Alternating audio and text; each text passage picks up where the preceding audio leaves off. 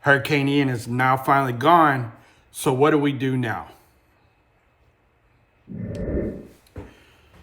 What's going on, everybody? Hey, it's your guy, your Orlando real estate agent, Clayton Darby with LPT Realty, coming to you with another video. And in today's video, we're going to talk about what to do after Ian. So how's it going, everybody? And Lord, I pray for everybody down in Fort Myers, Punta Gorda, and all in that area that everybody is safe. I've heard some reports that we didn't have any life lost down there. So that is a blessing to have. So what I want to talk to you about today is some of the stuff some of the steps to take when assessing the damage and everything you need to do to make sure you're safe after a hurricane hit. Now, my time before being in the real estate business or any other businesses that I did, I was a deputy sheriff, and so helping assist in natural disasters is something that we were trained to do. And also a lot of these steps were stuff that we had to do on a daily basis so that we can make sure that we weren't being contaminated by anything that's contaminated, like food, water, black mold, any of that kind of stuff. So let's get into this a little bit. So I know we're the day after of Hurricane Ian and what happened and devastated a lot of Florida, especially along the Gulf Coast, down in Fort Myers, south of Tampa, all the way up.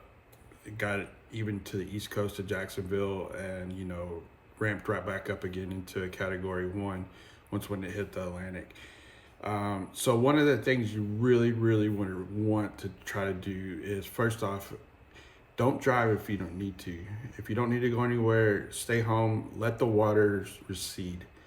A lot of times people get out on the highway and they don't understand that the undercurrent of the water on the road can pick up a small car, even pickups, and start sending them down the river. As we like to say in that is, when you see water on the road, turn around, don't drown. Another thing you can't see too is, like, especially during the nighttime, if power lines is fell. If the area is extremely dark, no street lights are on, just better expect that you have power lines down and you don't want to drive in those areas. That can be deadly. If it's safe to go inside your home, don't go in there and start cleaning it right away. Now, what you want to make sure you're doing is you need to contact your insurance agent and let your insurance agent know that you need to file the claim on your home. Now, take a lot of pictures. There's never enough amount of pictures.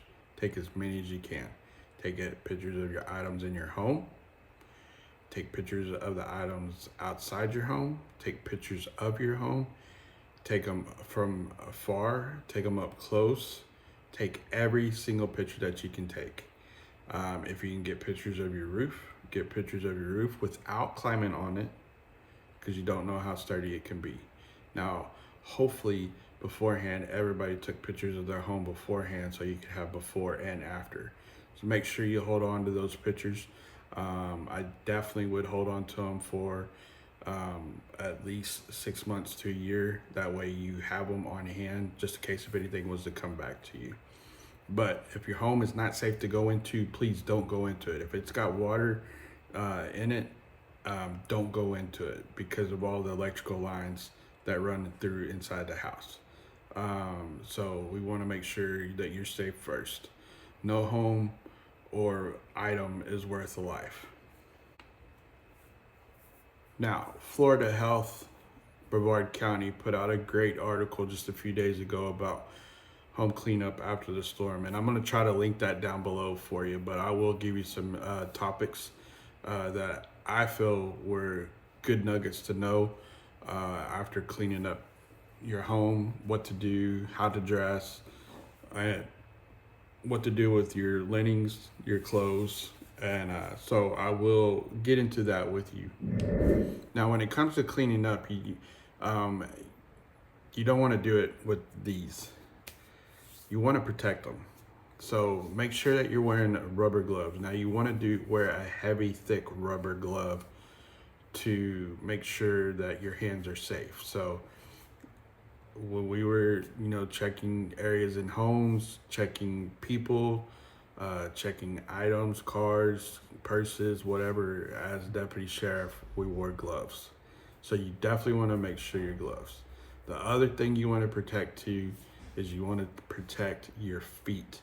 Now, when Hurricane Rita hit, just a little story, I had a buddy of mine that went down and did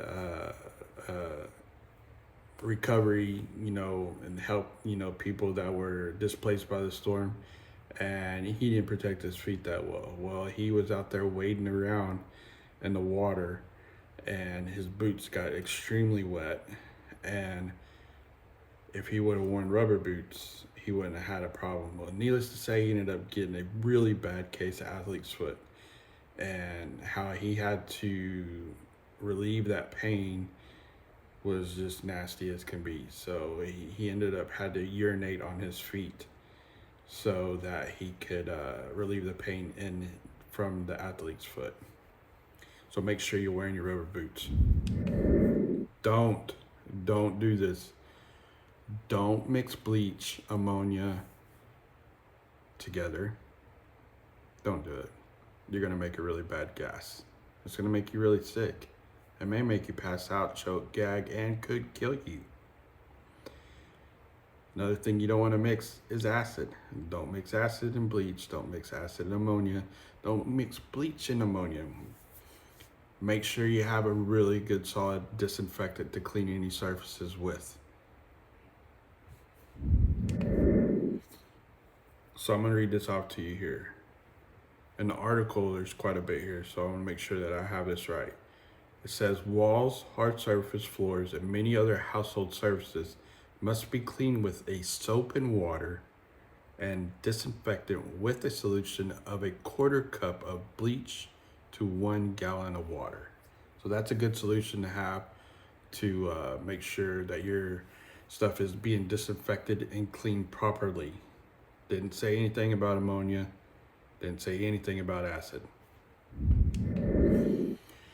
So you want to make sure that you remove any kind of like rugs, wall coverings, cloths that are so far contaminated that disinfecting won't work. Just throw them away.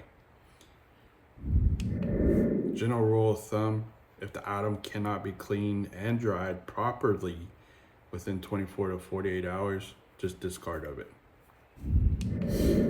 Now, if your drywall and your insulation got wet, get it out. Now, what you want to do on that is you want to make sure that you get it cut out so that all the wood beams are going to dry properly. And the only way to make sure that that goes by fast is making that drywall has to be cut out.